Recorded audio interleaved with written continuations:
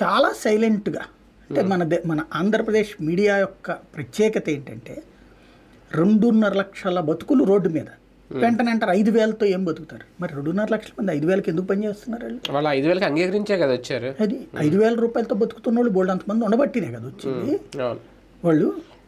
ఇంకొకటి పోనీ వాళ్ళు ఏమన్నా తప్పుడు పనులు చేస్తున్నారు, దుర్మార్గ పనులు చేస్తున్నారు, క్యాచ్ దెమ్ అరెస్ట్.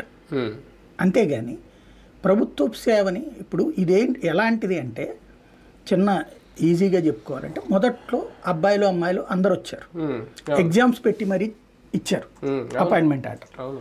దానికోసం ప్రత్యేకంగా కొన్ని కోచింగ్ సెంటర్లు వెలిసినాయి. మీకు గుర్తుకుంటే మన బందర్ రోడ్లో లబ్బిపేట ఆ ఏరియాలో సిద్ధార్థ కాలేజీ అమ్మాయిలు వీళ్ళు విపరీతంగా వచ్చి చదువుకునేవాడు.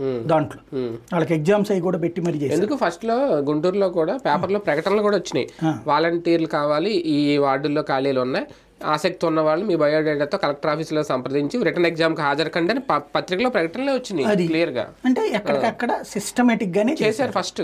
కాబట్టి ఇంకా దాంట్లో తర్వాత వాళ్ళు వెళ్ళిపోయారు కొంతమంది. ఎందుకు ముందు 5,000 అని పెట్టి తర్వాత ఏ మినిమం వేజ్ ఇస్తారు, మనం రెగ్యులర్ ఎంప్లాయీస్ లాగా వెళ్ళిపోవచ్చు అని ఆశించారు. అది కాదు అని తెలిసినప్పుడు మగాళ్ళు చాలా మంది మానేశారు, ఆడపిల్లలు ఎక్కువ మంది ఉన్నారు.